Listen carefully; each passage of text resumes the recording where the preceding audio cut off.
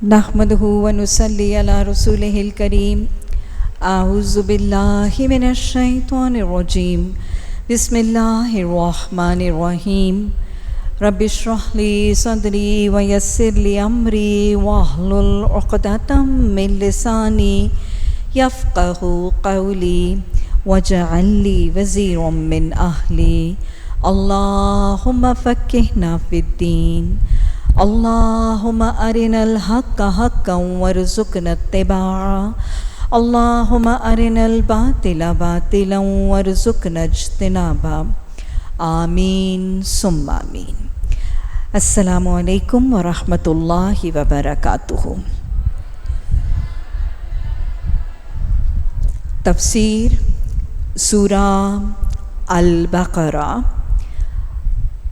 آیت نمبر 8 رکوع نمبر 2. وَمِنَ النَّاسِ مَن يَقُولُ آمَنَّا بِاللَّهِ وَبِالْيَوْمِ الْآخِرِ وَمَا هُمْ بِمُؤْمِنِينَ. اللہ سبحانہ تعالیٰ فرما رہے ہیں کہ لوگوں میں سے کچھ ایسے بھی ہیں جو کہتے تو ہیں کہ ہم ایمان لائے ہیں لیکن در حقیقت وہ مومن نہیں ہیں. اللہ سبحانہ تعالیٰ اب یہاں سے آگے ایک رکوع میں اب تیسرے قسم کے گروہ کا تذکرہ کر رہا ہے اور ان کی صفات اور ان کا انجام بتایا جا رہا ہے. کل کے سبق کا حوالہ دہرا لیجئے. اللہ نے کتاب تھمائی اور کتاب تھمانے کے بعد اللہ نے 2 قسم کے گروہوں کا تذکرہ کیا. متقین ان کا انجام اولئک هم المفلحون. پھر ان الذین کفروا کفر کرنے والے ان کا انجام ولہم عذاب عظیم ان کے لیے بہت بڑا عذاب.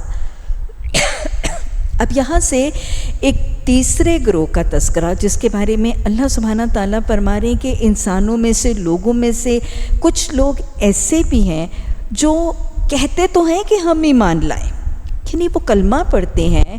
کلمہ پڑھنے کے بعد ایمان کا اقرار کرتے ہیں, اعلان کرتے ہیں, دعویٰ کرتے ہیں, لیکن سٹیٹ آف افیئرز کیا ہے؟ اللہ کے نزدیک ان کا ایمان قابل قبول ہے ہی نہیں. اللہ کے نزدیک ان کا قابل ایمان جو ہے وہ ایکسیپٹیبل ہے ہی نہیں. یہ کون سے لوگ ہیں؟ آگے آیت نمبر 9 میں اللہ نے فرمایا یخادعون اللہ. یہ وہ لوگ ہیں جو اللہ اور ایمان لانے والوں کے ساتھ دھوکہ بازی کر رہے ہیں مگر دراصل وہ خود اپنے ہی آپ کو دھوکے میں ڈال رہے ہیں اور انہیں اس کا شعور نہیں ہے. یہ کون سے لوگ ہیں؟ ان کے دلوں میں ایک بیماری ہے. کون سی بیماری؟ فی قلوبہم مرض. ان کے دلوں میں ایک بیماری ہے جسے اللہ نے اور زیادہ بڑھا دیا ہے. کون سی بیماری ہے جس کا تذکرہ؟ نفاق کی بیماری.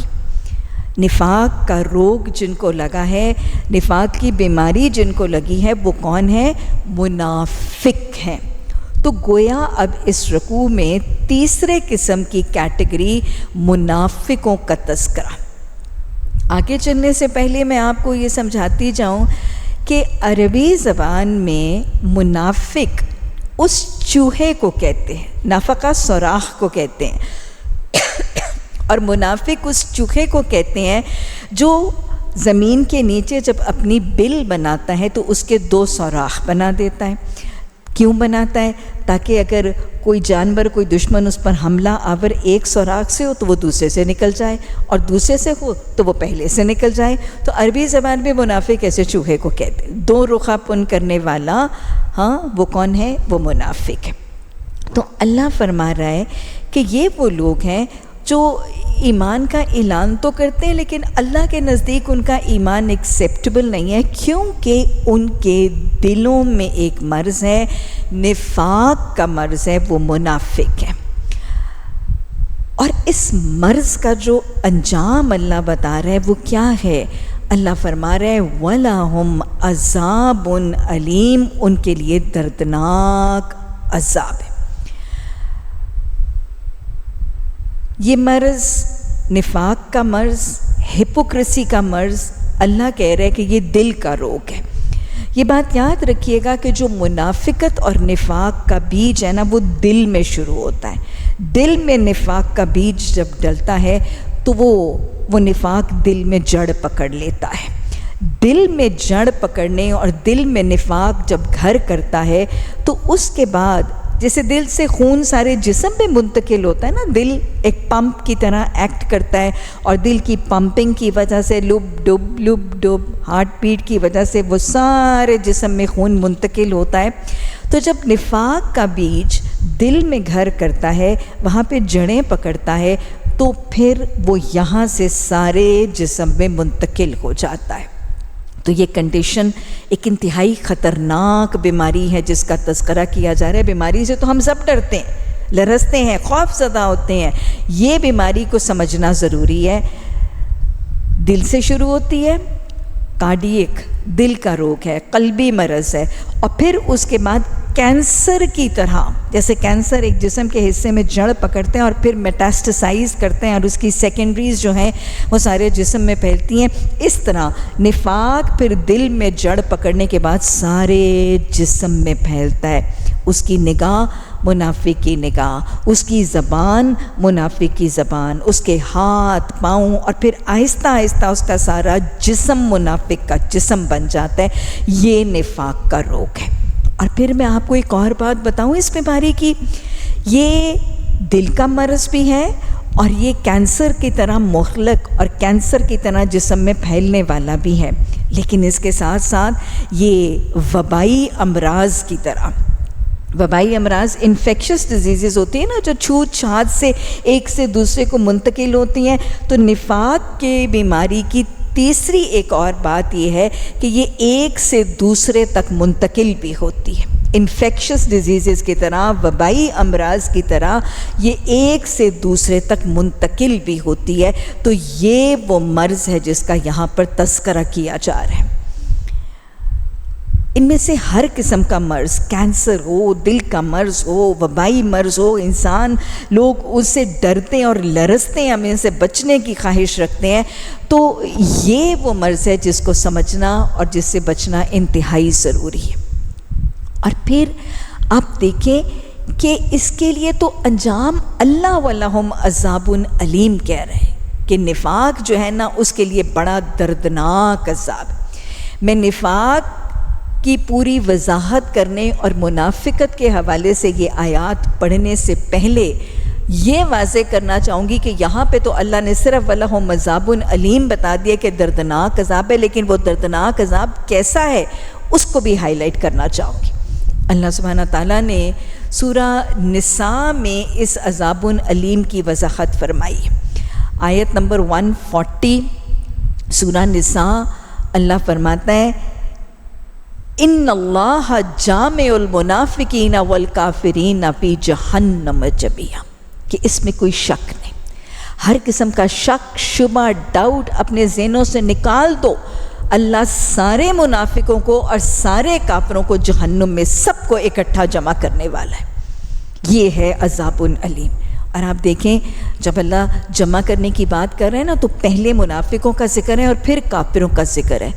گویا ترتیب سے ہی پتہ چل رہا ہے کہ جہنم میں پہلے منافق ڈالے جائیں گے اور پھر کافر ڈالے جائیں گے، اور جو چیز پہلے ڈالی جاتی ہے نا وہ زیادہ نیچے ہوتی ہے. تو یہ نفاق ہے، یہ نفاق ہے. یہ وہ کلمہ گو ہے جو منافق ہے، جو جہنم میں کافروں سے پہلے ڈالا جائے گا اور جہنم میں کافروں سے نیچے ہوگا. اس آیت کے حوالے سے یہ تو ہم اس آیت کی روح سے انڈائریکٹلی اخذ کر رہے ہیں نا، لیکن اس کے بعد سورہ نساء ہی کی آیت نمبر 145 میں اللہ نے ڈائریکٹلی بھی یہ حقیقت بتائی. اللہ فرماتا ہے ان المنافقین فی الدرک الاسفل من النار ولن تجد لهم نصیرا. ان کا مطلب ہے بے شک، no doubt, absolutely for sure. اگر کوئی شک شبہ ہے تو کھرچ کے ذہنوں میں سے نکال دو کہ سارے کے سارے منافق جہنم کے سب سے نچلے درجے میں ہو. فی الدرک اسفل من النار، جہنم کے سب سے نچلے درجے میں ہوں گے. آپ کو معلوم ہے حدیث کے الفاظ ہے نا کہ جہنم کے کتنے درجے ہیں، اور جہنم کا جو حدیث میں آپ نے فرمایا کہ جو شخص جس کو جہنم کا سب سے کم عذاب دیا جائے گا، اس کے تلووں میں، اس کے پاؤں کے سولز کے نیچے جہنم کی انگارے ہوں گے، جس کے ساتھ اس کا سر اور اس کا دماغ ہنڈیا کی طرح کھول رہا ہوگا۔ یہ جہنم کے سب سے اوپر والے درجے کا، لیکن منافق جہنم کے سب سے نچلے درجے میں ہوں گے۔ اور اگر یہ وہ خام خیالی رکھتے ہیں کہ کلمہ گو ہیں تو کوئی نکال لے گا، کوئی شفاعت کرے گا، آیت میں اللہ نے فرما دیا لن تجد لہم نصیرا، ہرگز نہیں، absolutely never, for sure never, لن تجد لہم نصیرا، ان کے لیے تم کوئی مددگار، کوئی ہیلپر، کوئی نکالنے والا نہیں پاؤ گے۔ یہ ہے عذاب علیم جو سورہ نساء جس کی وضاحت کرتی ہے۔ اب یہ عذاب سننے کے بعد انشاءاللہ جب ہم نفاق کی حقیقت سنیں گے تو انشاءاللہ کھلے دل اور کھلے دماغ سے سننے کی کوشش کریں گے۔ بیماری ہے، ایک روگ ہے، اس سے بچنا ضروری ہے۔ کسی بھی بیماری کے لیے یا تو پرہیز ہوتی ہے، پریونشن یا پرہیز کہ یہ بیماری ہو ہی نہ، ہم بچے رہیں اس بیماری سے، اور دوسرا یہ کہ اگر ہو جائے تو اس کا علاج ہوتا ہے۔ تو پرہیز کے لیے بھی اور علاج کے لیے بھی اس بیماری کے سمٹمز، اس کے سائنز، اس کی علامتوں کو جاننا ضروری۔ ایسے ہی ہے نا، کسی بیماری سے بچنے یا کسی بیماری کا علاج کرنے کے لیے تشخیص ہوگی، ڈائگنوسس ہوگا تو علاج ہوگا نا۔ تو تشخیص تبھی ہوتی ہے کہ جب اس کی علامتیں پتہ چل جائیں۔ علامتیں پتہ ہوتی ہیں تو پھر اس ماحول سے بھی بچنا آسان ہوتا ہے، تاکہ چھوت چھات سے نہ لگ جائے، یہ پریونشن ہے۔ اور اگر علامتیں پتہ چل کے اپنے میں نظر آ جائیں تو علاج بھی تبھی ممکن ہے۔ تو اللہ سبحانہ تعالیٰ نے بڑا کرم کر دیا کہ اس نے صرف عذاب علیمہ بتا کے بات نہیں روک دی، اللہ نے نفاق کی علامتیں بھی بتائی ہیں۔ منافق کی شخصیت کی، اس کی پرسنالٹی کی صفات اور کیریکٹرسٹکس بھی قرآن میں گاہے بگاہے بتائی ہیں۔ کیوں بتائی گئی؟ سورہ بقرہ کے دوسرے رکوع سے لے کے وہ سورہ منافقون تک کانٹینیوسلی قرآن میں کہیں نہ کہیں نفاق کی صفات آئیں گی، منافقوں کی صفات بتائی جائیں گی، حدیث میں بھی ہم پڑھیں گے۔ یہ صفات اللہ قرآن اور حدیث کے ذریعے قرآن کے طالب علموں کو کیوں سکھاتا ہے؟ یہ علامتیں جو ہم پڑھیں گے اس کے لیے ایک چھوٹا سا اپنا ایک بکلیٹ تیار کر لیجئے۔ آج کے سبق میں ہم ایک الگ چھوٹی سی ڈائری، اور اس میں جہاں جہاں جن جن آیات میں صفات پڑھتے جائیں گے اس کو لکھتے جائیے گا، تاکہ نفاق کی حقیقت کو سمجھنا آسان اور ممکن ہو جائے، اور پر وقت اس کی تشخیص اور ڈائگنوسس اور علاج کرنا بھی ممکن اور آسان ہو جائے۔ یہ علامتیں جو اللہ قرآن میں بتاتا ہے، اس کا مقصد کیا ہے؟ اس کا مقصد یہ ہرگز نہیں کہ ان صفات کے پیمانے پر اپنے ارد گرد لوگوں کو پرکھ کے ان پر نفاق کا لیبل لگایا جائے، کہ منافق کی صفات پڑھنے کے بعد ایک خاتون، ایک بھابھی اٹھے اور وہ کہے کہ پکی منافق ہے میری نند تو، اور وہ جو میری دیورانی جٹھانی ہے نا اس کے اندر تو ہے ہی ہپوکریسی کا پورے کا۔ یہ لوگوں کے اوپر نفاق کا لیبل لگانے کے لیے ہمیں اللہ یہ علامتیں نہیں سکھا رہا ہے، ہمیں اس لیے سکھا رہا ہے کہ ہم اپنا محاسبہ کریں، ہم سیلف اکاؤنٹیبلٹی کریں، اور اپنے محاسبے میں دیکھیں کہ ہمارے اندر اس روگ کی، اس بیماری کی کوئی علامتیں تو نہیں ہیں، اگر ہیں تو پھر اعتراف کر کے، استغفار کر کے، توبہ کر کے اصلاح کی طرف پلٹیں تاکہ اس کا رنگ نکل جائے۔ اس لیے بتائی جا رہی، اور پھر اس لیے بھی سکھائی جائیں گی کہ کسی صحبت، کسی ماحول میں اگر نفاق کی علامتیں نظر آ رہی ہیں تو پھر ان سے مشاورت کرنا، ان کو کاپی کرنا اور ان سے دلی محبت اور موالات کے معاملات اختیار کرنے سے بھی بچ جانا، تاکہ وہاں سے یہ نفاق کا روگ ایک سے دوسرے تک منتقل نہ ہو جائے۔ تو پرہیز کے لیے اور علاج کے لیے، اپنے ذاتی معاملات کی اصلاح کے لیے ہمیں قرآن میں اور حدیث میں کنٹینیوسلی نفاق کا تعارف کروایا جاتا ہے۔ اللہ ہمیں یہ چیزیں یاد رکھنے اور اپنی اصلاح کرنے کی توفیق عطا فرمائے۔ تو اللہ سبحانہ تعالیٰ اب ان آیات میں نفاق کی صفات بتاتے ہوئے پہلی صفت جو بتا رہا ہے، آیت نمبر 10 وَلَهُمْ عَذَابٌ علیم کے بعد اللہ نے فرمایا یہ عذاب علیم کیوں ہے؟ بِمَا كَانُوا يَكْذِبُونَ، اس وجہ سے، بوجہ جو وہ جھوٹ بولتے ہیں، حق کی تکذیب کرتے ہیں۔ تو گویا منافق کی پہلی صفت جھوٹ، منافق کی قرآن میں پہلی صفت جو اللہ نے قرآن میں منافق کی بتائی ہے وہ جھوٹ ہے۔ اور میں آپ کو بتاتی چلوں، صرف قرآن میں پہلی صفت منافق کی جھوٹ نہیں ہے، حدیث میں بھی پہلی صفت منافق کی جھوٹ ہے۔ بخاری اور مسلم کی متفقن علیہ حدیث میں منافق کی 4 علامتیں بتائی گئی۔ یہ حدیث آپ مجھ سے بارہا سنیں گی۔ اللہ کے رسول صلی اللہ علیہ وسلم نے فرمایا آیت المنافق ربع، منافق کی 4 علامتیں، منافق کی 4 علامتیں۔ حدیث میں آتا ہے کہ اگر اس میں 4 ہیں تو وہ پکا منافق ہے، لیکن اگر اس میں کچھ ایک ہیں تو اس کے اندر نفاق کا رنگ ضرور ہے جب تک وہ ان کو چھوڑ نہیں دیتا۔ آیت المنافق ربع، اذا حدث کذب، بات کرتا ہے تو جھوٹ بولتا ہے۔ اذا عاہد، وعدہ کرتا ہے، ایک جگہ الفاظ ہے اخلفا، وعدہ خلافی کرتا ہے، ایک جگہ الفاظ ہے غدرا، وعدہ توڑ دیتا ہے۔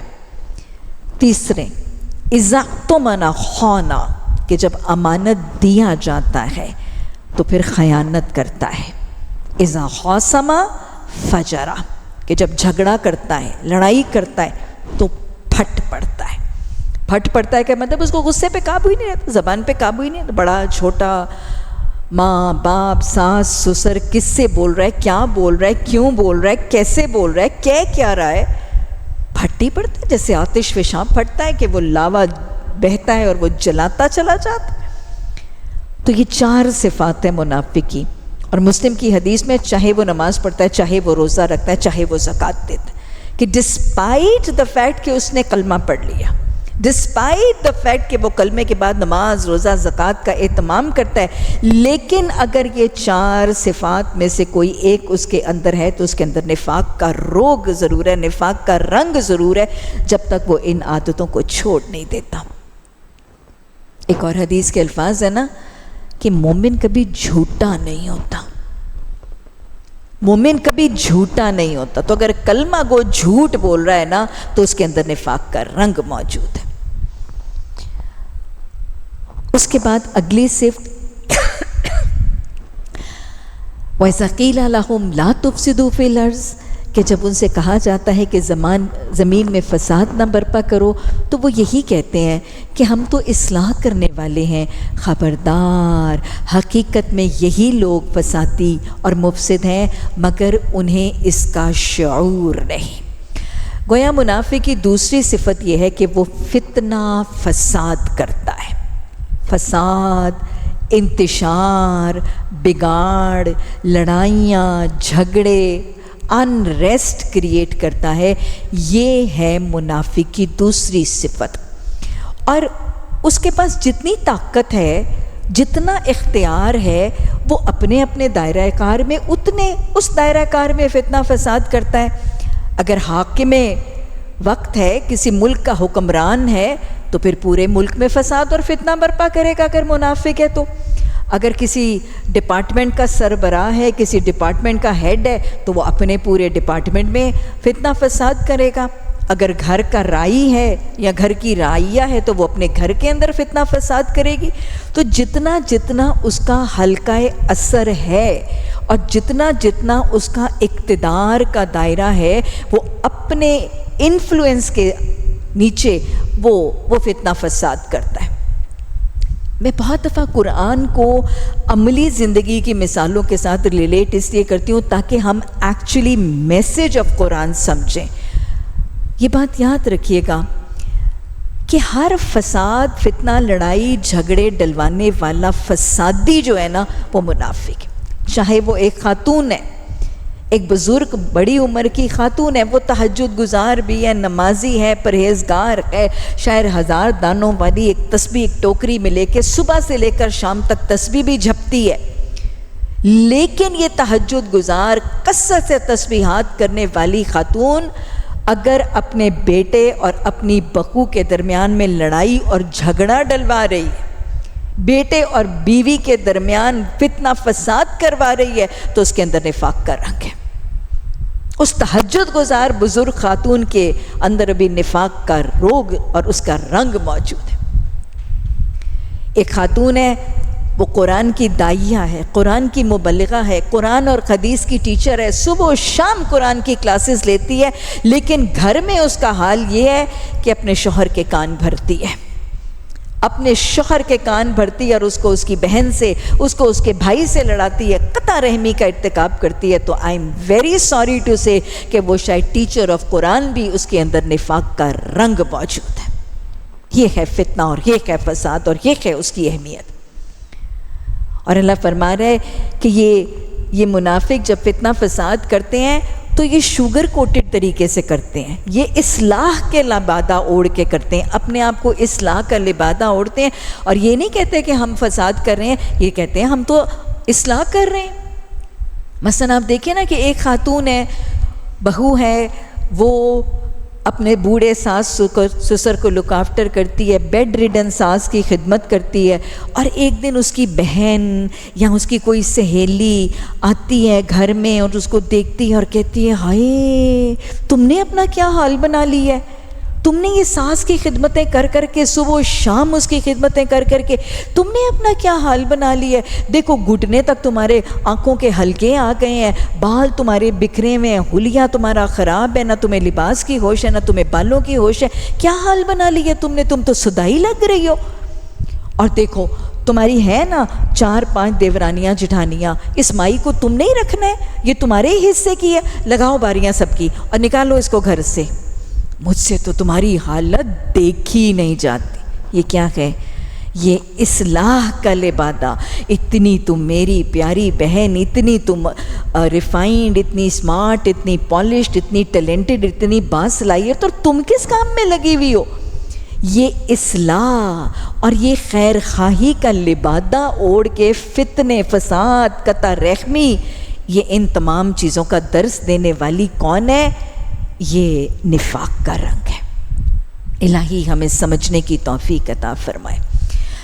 اللہ سبحانہ تعالیٰ پھر منافق کی اگلی صفت بتاتا ہے آیت نمبر 13 میں، اور جب ان سے کہا جاتا ہے کہ جس طرح دوسرے لوگ ایمان لائے ہیں اسی طرح تم بھی ایمان لے آؤ، تو انہوں نے یہی جواب دیا، کیا ہم بے وقوفوں کی طرح ایمان لے آئیں؟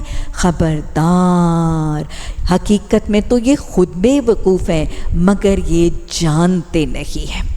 اب منافق کی تیسری صفت جو اس آیت نمبر 13 میں بتائی جا رہی ہے کہ جب ان کو اللہ اور قرآن اور نبی صلی اللہ علیہ وسلم کے احکامات اور دین اسلام کی تعلیمات پر ایمان لانے کی دعوت دی جاتی ہے تو وہ ایمان لانے والوں کو بے وقوف اور احمق کہتے ہیں۔ ایمان لانے والوں کو بے وقوف اور احمق کہنا اور تصور کرنا یہ بھی نفاق کی علامت ہے۔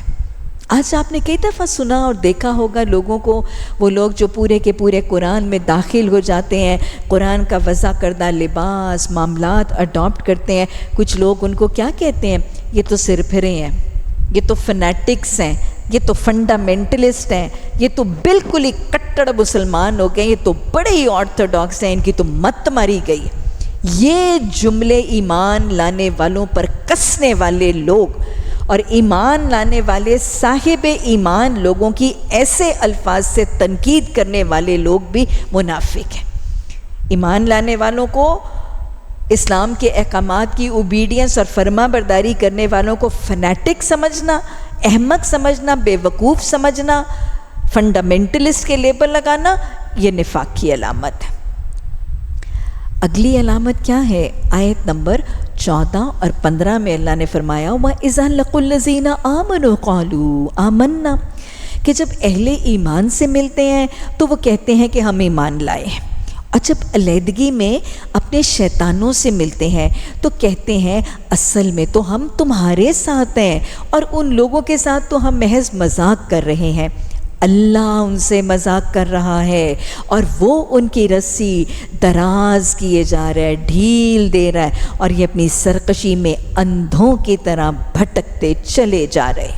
یہ وہ لوگ ہیں جنہوں نے ہدایت کے بدلے گمراہی خرید، یعنی کلمہ پڑھا تھا، ہدایت کے راستے پر آ سکتے تھے، لیکن انہوں نے پریفر کیا نافرمانی کو، ہدایت کے بدلے گمراہی خرید لی، مگر یہ سودا ان کے لیے نفع بخش نہیں ہے اور یہ ہرگز صحیح راستے پر نہیں ہے۔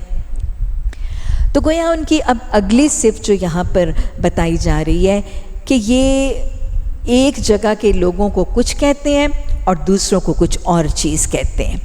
ان کے ظاہر اور باطن میں فرق ہے، ان کے قول اور فعل میں تضاد ہے۔ یہ ہے ہپوکریسی، یہ ہے منافقت، قول اور فعل کا تضاد، کہنا کچھ کرنا کچھ، دل میں کچھ زبان پہ کچھ، یہ دو رخا پن، یہ قول و فعل کا تضاد، یہ ظاہر اور باطن کا فرق، یہ بھی منافق کی علامت ہے۔ تو 4 علامتیں اللہ سبحانہ تعالیٰ نے ہمیں سورہ البقرہ کی ان آیات میں بتا دیں۔ اب کچھ صفات میں آپ کو حدیث کی روح سے بھی بتا دیتے۔ انشاءاللہ ہم اپنے قرآن کے سفر کو جاری رکھیں گے تو گاہے بگاہے منافقوں کی صفات سورہ توبہ میں بہت سی آئیں گی، سورہ منافقون میں آئیں گی، تو آف اینڈ آن ہم منافقوں کی صفات پڑھتے رہیں گے اور ان کو ہم جمع بھی کرتے رہیں گے اور اپنا محاسبہ کر کے اصلاح اور استغفار بھی کرتے رہیں گے، لیکن قرآن کی وضع کرتا ان 4 صفات کے ساتھ میں اب کچھ احادیث کے ذریعے بھی منافقت کی صفات کا تعارف کروا رہی ہوں۔ ایک تو ہم نے پہلے وہ 4 علامتیں پڑھ لیں، ہے نا، جو متفقون علیہ حدیث میں کہ وہ کیا کرتا ہے، بات کرتا ہے تو جھوٹ بولتا ہے، وعدہ کرتا ہے تو وعدہ خلافی کرتا ہے، امانت دیا جاتا ہے تو خیانت کرتا ہے، اور لڑائی کرتا ہے تو پھٹ پڑتا ہے۔ اب گویا اس طرح ان 4 کے ساتھ یہ 4 بھی جمع کر لیجئے۔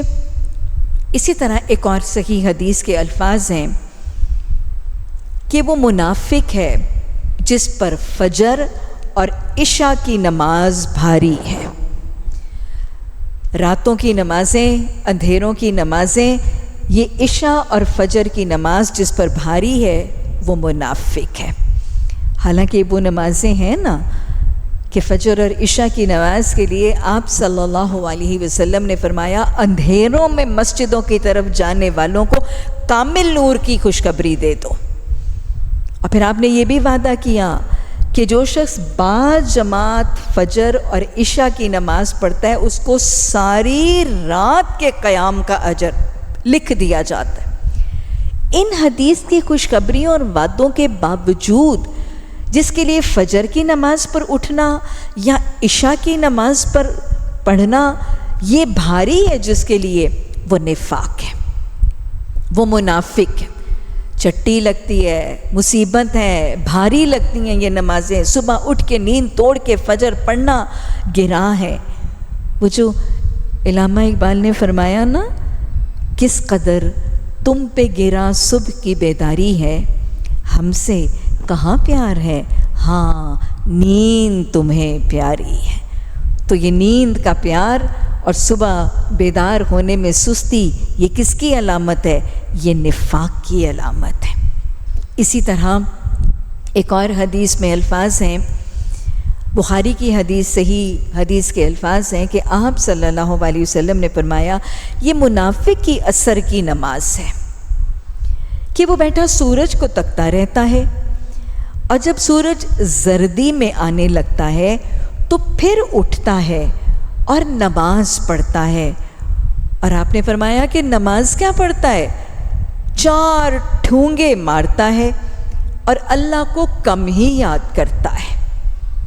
سمجھ میں آیا؟ یہ منافق کی نماز ہے۔ عصر کی نماز میں بیٹھا سورج کو تک رہا ہے۔ سورج کو تکنے کا مطلب کیا ہے؟ کہ وقت ضائع کر رہا ہے، کوئی کام نہیں، کوئی ذمہ داری نہیں، کوئی مصروفیت نہیں، کوئی کمٹمنٹ نہیں، بس بیکار لا یعنی طریقے سے جسٹ کلنگ دا ٹائم، سستی، کاہلی، تاخیر کرنا، نماز میں تردد، اچھا ابھی اٹھتا ہوں، پوسٹ پون کرنا، ایسے جیسے نماز چٹی ہے اور بوجھ ہے۔ Delay, postponement. آج حدیث میں تو کہا جا رہا ہے نا سورج کو تکتا رہتا ہے. آج کے زمانے میں سورج کو تو کوئی نہیں تکتا. آج کس کو تک کر، کس چیز کو دیکھ کر نماز میں تاخیر ہوتی ہے؟ موبائل، نیوز فیڈز ہے نا، وہ نیوز فیڈز کو کھنگال رہا ہے. نیوز فیڈ اپنے موبائل کو سکرول کر کے انسٹا بھی دیکھنا ہے، واٹس ایپ بھی دیکھنا ہے، سارا سوشل میڈیا دیکھ کے ہی اٹھنا ہے، ساروں کے گھروں کی خبروں کو چاٹ کے ہی اٹھنا ہے. اور یہاں وہ ٹی وی اسکرین کو دیکھ رہا ہے، کوئی میچ لگا ہوا ہے، کوئی کوکنگ شو لگا ہوا ہے، کوئی ڈرامہ لگا ہوا ہے، اور وہ بیٹھا ٹی وی اسکرین کو گھور رہا ہے. تو یہ منافق کی علامت ہے. سستی، کاہلی، ڈیلے، پوسٹ پونمنٹ. سورہ نساء میں بھی اللہ سبحانہ تعالیٰ نے یہ صفت کو ہائی لائٹ کیا ہے.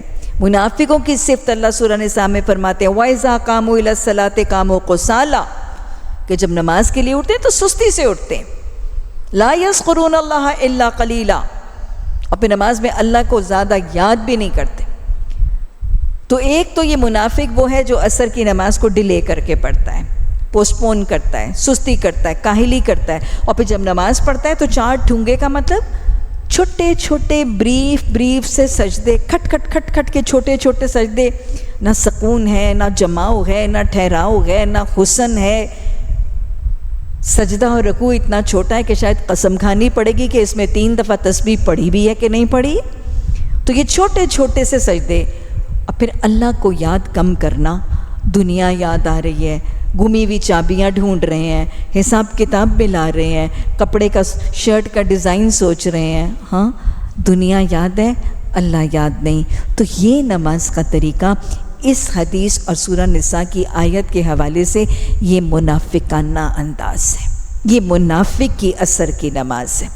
اللہ نمازیں صرف عطا کرنے نہیں، نمازیں قائم کرنے کی توفیق عطا فرما. اللہ ہمارا دل نمازوں سے جڑ جائے. اللہ نمازوں میں حسن عطا فرما، نمازوں میں لطف عطا فرما، نمازوں میں ایمان کی چاشنی عطا فرما، نمازوں میں لطف آنے لگے اور نمازوں کا حسن عطا فرما. الہی ہماری ٹوٹی پھوٹی نمازوں کو بھی قبول فرما. اسی طرح ایک اور حدیث آپ صلی اللہ علیہ وسلم نے فرمایا وہ شخص جس نے اپنی زندگی میں نہ جہاد کیا اور نہ ہی جہاد کی خواہش اس کے دل میں آئی، وہ نفاق کی حالت میں مرا. جہاد زبان سے بھی ہے، دین کی دعوت، تبلیغ، قرآن کی اشاعت.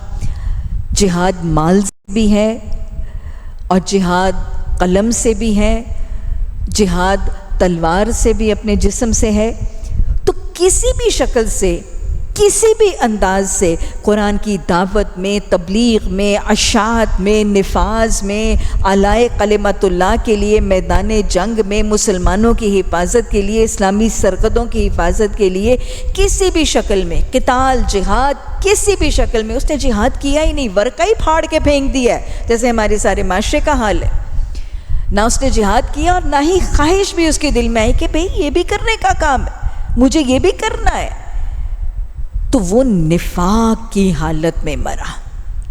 اللہ سبحانہ تعالیٰ یہ حدیثیں یاد رکھنے، اپنانے اور سمجھنے کی توفیق عطا فرما. تو یہ کچھ علامتیں ہیں جو ہم نے حدیث اور قرآن کی ان آیات کی روح سے نفاق کے لیے دیکھی، جن کے لیے انجام کیا ہے؟ وَلَهُمْ عَذَابٌ علیم.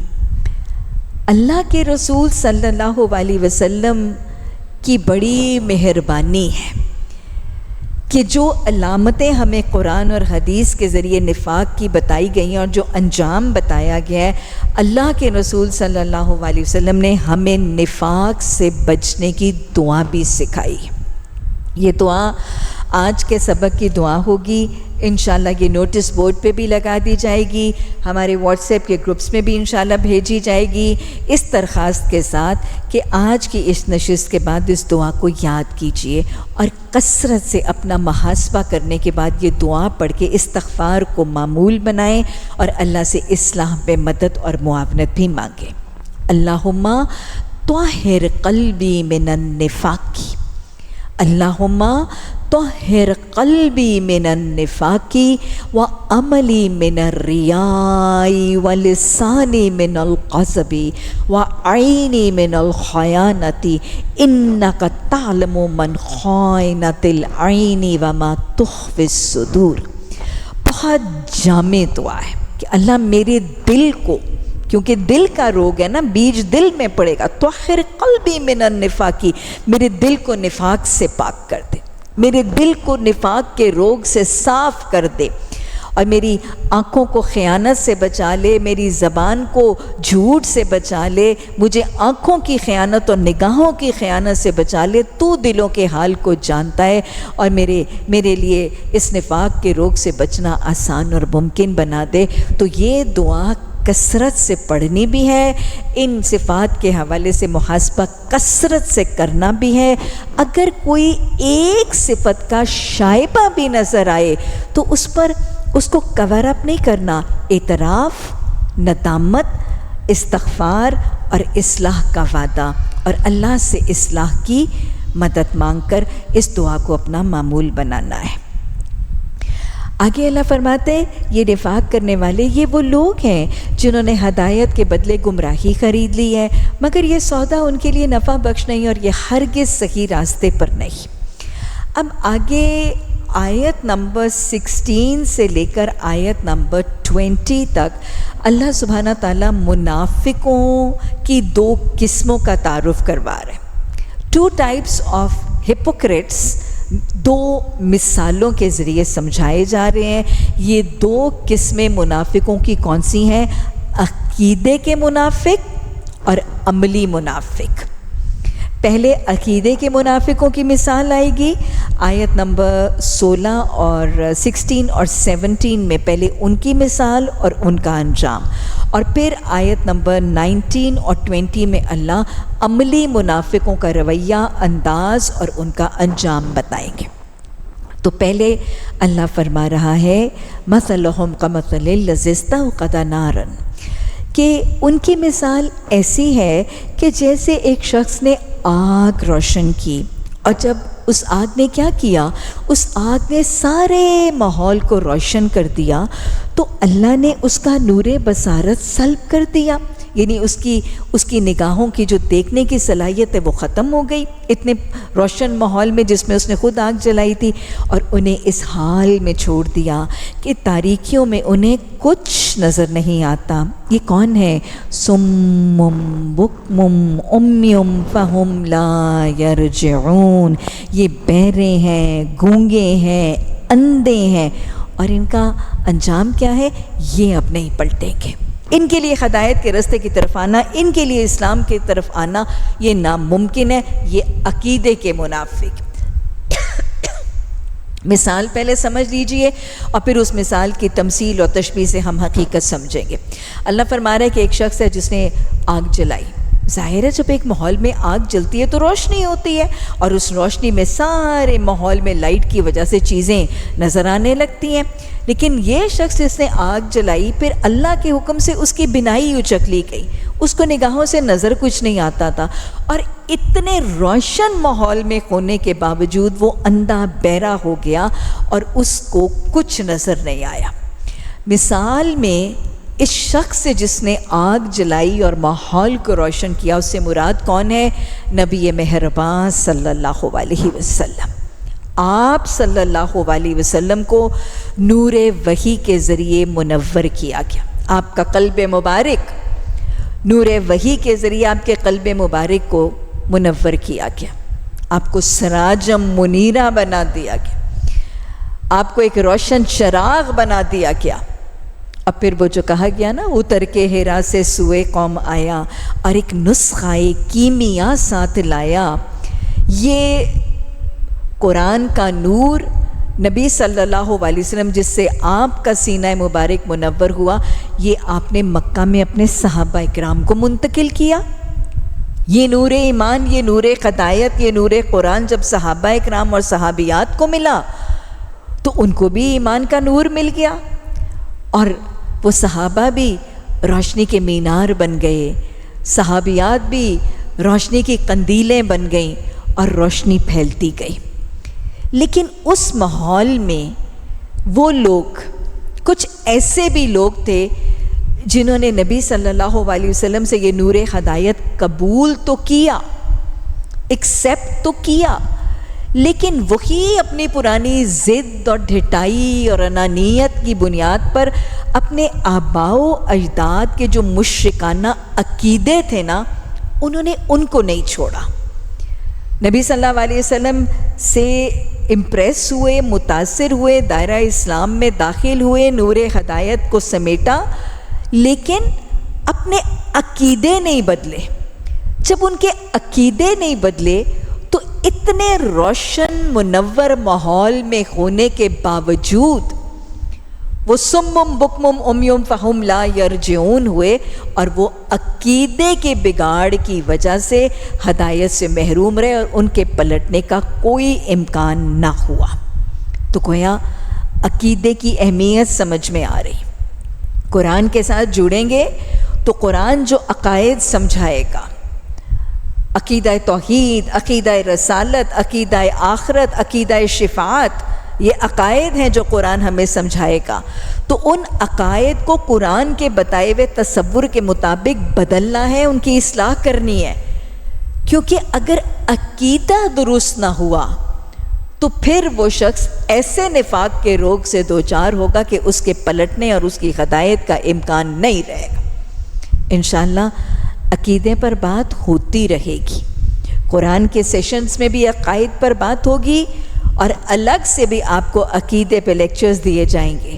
تو جب عقائد کی بات ہو تو کھلے دل کے دریچوں سے سننا ہے، کیونکہ اگر عقیدہ درست نہ ہوا تو پھر ایسا نفاق ہے کہ صراط مستقیم سے مکمل محرومی کا معاملہ ہوگا. اللہ ہمیں عقائد کی اصلاح کی توفیق عطا فرمائے، اور اللہ ہمیں صحیح عقائد کو کھلے دل اور دماغ سے اپنانے کی توفیق عطا فرمائے. آیت نمبر 19 اور 20 میں اللہ سبحانہ و تعالیٰ دوسرے قسم کے منافقوں کا تذکرہ کر رہے ہیں. یہ کون ہے؟ عملی منافق. اللہ فرما رہا ہے، یا پھر ان کی مثال یوں سمجھو کہ آسمان سے زور سے بارش ہو رہی ہے اور اس کے ساتھ اندھیری گھٹا ہے، کڑک اور چمک بھی ہے. یہ لوگ کیا کر رہے ہیں؟ یہ بجلی کے کڑاکے سن کر اپنی جانوں کے خوف سے کانوں میں انگلیاں ڈال لیتے ہیں، انگلیاں ٹھونس لیتے ہیں، اور اللہ ان منکرین حق کو ہر طرف سے گھیرے میں لیے ہوئے ہیں. چمک سے ان کی حالت یہ ہو رہی ہے کہ گویا عنقریب بجلی ان کی بصارت اچک لے جائے گی. جب ذرا کچھ روشنی انہیں محسوس ہوتی ہے تو اس میں کچھ دور چل لیتے ہیں، اور جب ان پر اندھیرا چھا جاتا ہے تو کھڑے ہو جاتے ہیں. اللہ چاہتا تو ان کی سماعت اور بصارت بالکل ہی سلب کر لیتا. یقیناً وہ ہر چیز پر قادر ہے. گویا ان کا اور عقیدے کے منافقوں کا فرق تو آخری آیت سے ہی پتہ چل رہا ہے کہ عقیدے کے منافقوں کے لیے تو اللہ نے کہہ دیا نا، سمم بکمم امیوم فہم لا یرجعون، اندھے ہیں، بہرے ہیں، گونگے، اب واپس نہیں آ سکتے ہدایت کے رستے پر. لیکن ان کے لیے اللہ کہہ رہے ہیں اگر اللہ چاہتا تو سلب کرتا. گویا ان کی بصارت اور ان کی بینائی اور ان کی سماعت ابھی انٹیکٹ ہے، ابھی سلب نہیں کی گئی. ان کے پاس دیکھنے، سننے، سمجھنے کی صلاحیت ہے تاکہ وہ راہ ہدایت پر واپس پلٹ آئیں. یہ عملی منافق ہے. پہلے مثال کو ذرا مختصراً سمجھ لیں. اصل میں مثال میں ایک اندھیری طوفانی رات کے مسافر کی رودات بتائی گئی. ایک بالکل dark hailstorms, thunderstorms والی ایک رات کا ایک ٹریولر ہے، اس کی رودات بتائی جا رہی. یہ اندھیری طوفانی رات کا مسافر کیا ہے؟ جب بجلی کی کڑک آتی ہے اور جب بادل گرجتے ہیں تو اس کو لگتا ہے کہ شاید وہ مر جائے گا، تو اپنے موت کے ڈر سے اپنے کانوں میں انگلیاں ٹھونس لیتا ہے. آپ نے کئی دفعہ قرآن کی محفلوں کے ساتھ جڑنے کی دعوت جب لوگوں کو دی جاتی ہے تو آپ نے کئی دفعہ لوگوں کو یہ جملہ کہتے ہوئے سنا ہوگا اور یہ بیہیویئر اور یہ رسپانس دیکھی ہوگی. آپ لوگوں کو دعوت دیتے ہیں کہ آئیں قرآن کلاس کے ساتھ جڑیں, آئیں قرآن کے احکامات کو سمجھیں, تو وہ کہتے ہیں نا نا نا نا بھائی ہم نے نہیں جانا, ہم سن لیں گے تو ہمیں عمل کرنا پڑے گا, قرآن کے احکامات بڑے مشکل ہیں اور یہ بڑے بھاری ہیں, ہمیں عمل کرنا پڑے گا. نہ ہم سنیں نہ ہمیں عمل کرنا پڑے, یہ وہی کانوں میں انگلیاں ٹھونسنے والی بات ہے. تو اللہ کہہ رہے کہ یہ اندھیری طوفانی رات کا مسافر ہے, جب بجلی کی کڑک سنتا ہے اور بادلوں کی گرج سنتا ہے تو اپنی موت کے ڈر سے اپنے کانوں میں انگلیاں ٹھونس لیتا ہے. ایک تو یہ رویہ, اور دوسرا یہ کہ جب بجلی چمکتی ہے, روشنی ہوتی ہے تو چل پڑتا ہے, اور جب بجلی ختم ہوتی ہے, رکتی ہے اور سائیکہ آتا ہے تو پھر اس وقت ٹھٹک کر پریشان ہو کے وہیں جامد ہو کے اسٹیٹک ہو کے کھڑا ہو جاتا, کبھی چلنا کبھی رک جانا, کبھی خوفزدہ ہو جانا اور کبھی چل پڑنا. یہ رویہ سمجھایا جا رہا ہے. اصل میں اس مثال سے مراد قرآن کی تعلیم کا مسافر ہے, جرنی تھرو قرآن کرنے والا ایک طالب علم ہے جو اس مثال میں سمجھایا جا رہا ہے. اصل میں آپ جب قرآن پڑھتی جائیں گی تو آپ یہ بات بارہا دیکھیں گی, اور میں بھی آپ کو ہائی لائٹ کروں گی کہ اللہ سبحانہ و تعالی بارش کو قرآن کی تعلیم کے ساتھ تشبیہ دیتا ہے, قرآن کی تعلیم کو بارش کے ساتھ تشبیہ دیتا ہے. کیونکہ بارش کیا ہے؟ بارش بھی تو باران رحمت ہے نا. جب بارش برستی ہے تو لوگ کیا کہتے ہیں؟ اللہ کی رحمت برس رہی ہے. تو اسی طرح قرآن کی تعلیم کیا ہے؟ الرحمن علم القرآن. اللہ کسی کے ساتھ بھلائی کا ارادہ کرتا ہے تو کیا کرتا ہے؟ اس کو دین کا علم اور فہم دیتا ہے. تو قرآن کی تعلیم کی محفل اور قرآن کی تعلیم کا سفر بھی اللہ کی رحمت ہے, اور اس کو اللہ قرآن میں بارش سے تشبیہ دیتا ہے. اب قرآن کی تعلیم کا سفر کرنے والا ایک شاگرد جب وہ قرآن پڑھتا ہے تو قرآن کی تعلیم کے دوران اور قرآن کے مطالعے کے دوران جو ایسے احکامات آتے ہیں جو آسان ہیں, جو سہل ہیں, جو ہلکے پھلکے ہیں, تو پھر تو وہ چلتا ہے, پھر تو وہ اطاعت کے راستے پہ نکلتا ہے, پھر تو وہ ان کی اطاعت کرتا ہے. لیکن جب قرآن کی تعلیم اور قرآن کی نشستوں میں کچھ ایسے احکامات آتے ہیں جو اس کے اعصاب پر, جو اس کے حواس پر بجلی کی کڑک کی طرح گرتے ہیں, ہاں ایسا ہوگا. میں اور آپ اس جرنی تھرو قرآن میں جب قرآن کو پڑھیں گے, دا میسج آف قرآن پڑھیں گے, تو کچھ احکامات مشکل لگیں گے. اور میں یہ آپ کو بتا دوں, یہ سٹینڈرڈ نہیں ہے کہ سب لوگوں کو یہی لگیں گے. کسی کو کچھ مشکل لگے گا, کسی کو کچھ مشکل لگے گا. ایک کاروباری فرد ہے, ایک بزنس مین ہے, ایک انڈسٹریلسٹ ہے, فیکٹریوں والا ہے, وہ جب سورہ بقرہ میں سود کے احکامات پڑھے گا, اس کو سود کے احکامات پر عمل کرنا بہت مشکل لگے گا. وہ سود کی آیات اس کے حواس پر بجلی کی کڑک کی طرح گریں گی. اور ایک بے پردہ خاتون, بے حجابی والا لباس پہن کے گھومنے والی, زلفیں بکھیر کر گھومنے والی, جب سورہ نور اور احزاب کے پردے کے احکامات پڑھے گی تو وہ اس کے اعصاب پر بجلی کی کڑک کی طرح گریں گے. تو مختلف لوگوں کے لیے مختلف قرآن کے احکامات بھاری لگیں گے, مشکل لگیں گے, ان پر اطاعت کرنی بھاری ہوگی. تو اللہ کہہ رہے کہ جو قرآن کا طالب علم جب قرآن پڑھتا ہے تو جو آسان احکامات ہیں ان کو اڈاپٹ کر لیتا ہے, ان کی بندگی کرنے لگتا ہے. لیکن جب قرآن کی نشستوں میں کچھ ایسے احکامات آتے ہیں جن کو ماننا اس کو بہت مشکل لگتا ہے, اس کو بہت ڈیفیکلٹ لگتا ہے اس اوبیڈینس کو کرنا, تو پھر وہ وہیں ان کی اطاعت کو چھوڑ کے ٹھٹک کرنا فرمانی کی زندگی پریفر کرتے ہیں اور وہیں کھڑا ہو جاتا. یہ نفاق ہے, یہ نفاق ہے, اور یہ ہپوکریٹ ہے جو کیا کرتا ہے. یہ جملہ شاید میں بارہا بولوں گی تاکہ یہ بات سمجھ میں آ جائے. ٹھنڈا ٹھنڈا میٹھا میٹھا دین لے لیتا ہے, دین کے کڑوے کسیلے بھاری مشکل احکامات چھوڑ دیتا ہے. یہ نفاق ہے. اور ایسا قرآن اور دین کے احکامات میں پک اینڈ چوز کرنے والا، ٹھنڈا ٹھنڈا میٹھا میٹھا دین لینے والا، یہ منافق ہے۔ کچھ کرنا، کچھ چھوڑ دینا، کچھ اپنانا، کچھ ترک کر دینا، قرآن کے احکامات میں پک اینڈ چوز کرنا، یہ منافقت ہے۔ قرآن کا خود مطالبہ ہے، ادخلوا فی السلم کافہ، پورے کے پورے دائرہ اسلام میں داخل ہو جاؤ۔ قرآن کی تعلیمات اللہ کی رحمت کا ایک سمندر ہے، اس میں ڈائیو ان کر جاؤ، اس میں پلنج ان کر جاؤ، تاکہ پورے کا پورا تم پہ رنگ صبغت اللہ کا رنگ چڑھا۔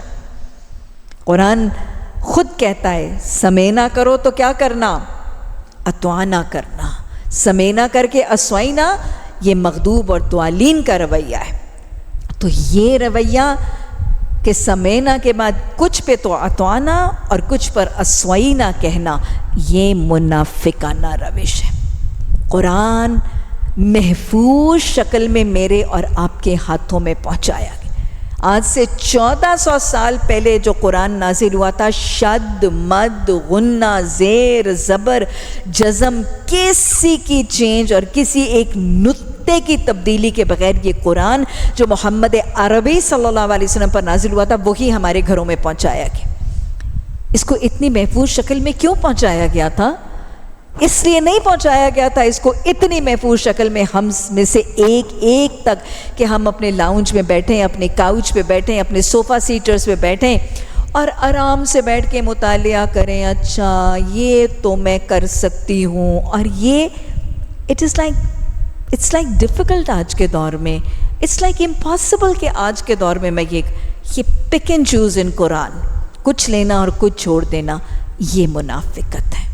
اللہ ہمیں اس نفاق کے روگ سے بچائے اور قرآن میں سننے کے بعد اطاعت کرنے کی توفیق عطا فرمائے۔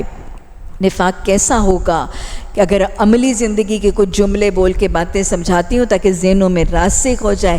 کوئی خاتون اگر یہ کہتی ہے کہ اگر تم مجھے کہو کہ نماز پڑھتے ہوئے وہ ساتر لباس پہننا ہے اور ایک چادر لے کے سروں کو ڈھانپ کے ساتر لباس پہن کے میں نے نماز پڑھنی ہے، تو ہاں نماز کا ڈریس کوڈ میں اپنا لوں گی اور نماز میں ساتر لباس میں ادا کر لوں گی۔ لیکن دیکھو مائنڈ یو، اگر تم مجھے یہ کہو نا کہ یہ نماز والا ڈریس کوڈ میں باقی کی زندگی میں اور باقی کا سارا دن بھی اڈاپٹ کروں تو آئی ایم ویری سوری۔ بھائی میری ایک ساکھ ہے، میری ایک اٹھان ہے، میں ایک پہنتی ہوں، اوڑھتی ہوں، میرا ایک تعارف ہے۔ یہ نماز والا مائیوں والا ڈریس کوڈ، مولویانیوں والا ڈریس کوڈ میں سارا دن نہیں اڈاپٹ کر سکتی، میں صرف نماز میں تو پہنوں گی لیکن میں باقی دن، یہ کیا ہے؟ یہ پک اینڈ چوز ان قرآن ہے، کچھ کو لینا اور کچھ کو چھوڑنا ہے۔